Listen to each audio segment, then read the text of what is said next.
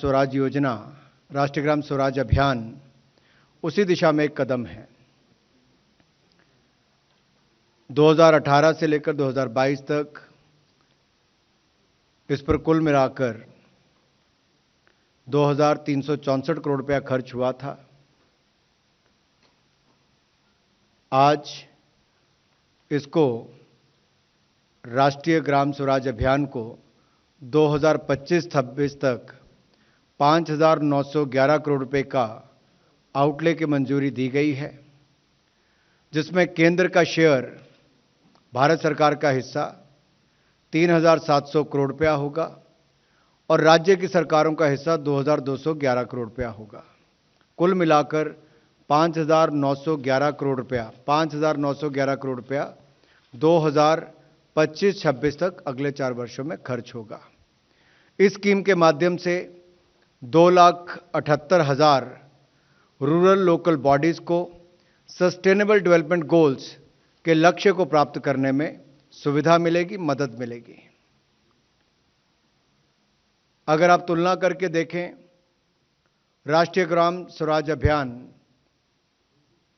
के अंतर्गत जो पहले राशि खर्च हुई थी वो 2,364 करोड़ रुपया थी, जिसमें 60% से ज़्यादा वृद्धि करके लगभग 3,700 करोड़ रुपया अब इस पर खर्च होगा।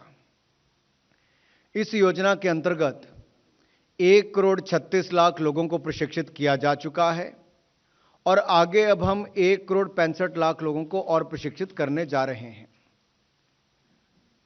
कैपेसिटी बिल्डिंग और ट्रेनिंग के कंटेंट में भी सुधार किया जाएगा, रीडिजाइन किया जाएगा, ताकि राष्ट्रीय और स्थानीय, नेशनल और लोकल दोनों ही एस्पिरेशंस पर खरा उतरा जा सके।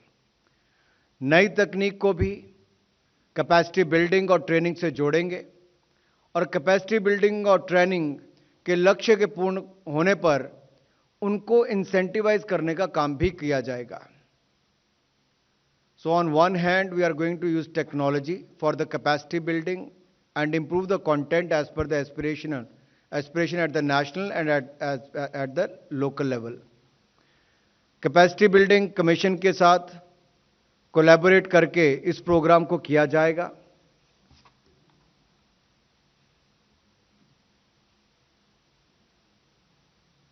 अगर आप ट्रेनिंग के प्रभाव को अब तक देखें, 2018 तक ये 2,15,000 थे, जो कि अब बढ़कर 2021-22 में 2,56,000 हुए हैं।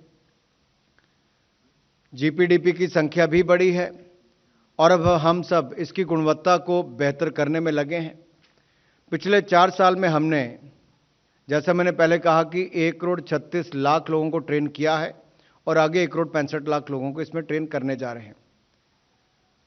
आज पंचायतें ई ग्राम स्वराज एप्लीकेशन के माध्यम से प्लानिंग, बजटिंग, अकाउंटिंग, इक्विटी को पूरा कर पा रही हैं और इसके अलावा 2,30,000 ग्राम पंचायतों ने ई ग्राम स्वराज एप्लीकेशन को अकाउंटिंग, पीएफएमएस के लिए इस्तेमाल करना शुरू कर दिया है।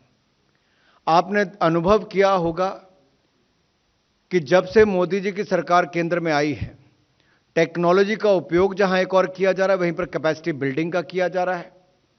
और सबसे बड़ी बात यह है कि शहर और गांव के बीच में जो एक बड़ी खाई थी, शहरों का विकास तो होता गया, लेकिन आज़ादी के बाद गांव पिछड़ते चले गए। हालांकि महात्मा गांधी जी कहते थे कि भारत गांव में बसता है, लेकिन आज़ादी के बाद शायद अनदेखी उसकी हुई। लेकिन जितना फोकस अब की बार हुआ है, आदर्श ग्राम पंचायत की बात हो, आदर्श गांव की बात हो, या पंचायती राज के पूरे सिस्टम को ही और इफेक्टिव करने की बात हो, और इसमें आप देखेंगे अधिकांश 50% से ज़्यादा महिलाएं पंचायती राज से जुड़ी हुई हैं। तो एक और से महिला सशक्तिकरण का काम भी है, उनकी कैपेसिटी बिल्डिंग का भी है, और कुल मिलाकर आउटपुट और आउटकम इसमें बेहतर आए, उस दिशा में भी काम किया जा रहा है। धन्यवाद। इसमें एक मैं पार्ट और जोड़ देता हूं कि क्षमता विकास के कार्यक्रमों में इन राष्ट्रीय महत्व के मुद्दों को प्राथमिकता दी जाएगी इसमें।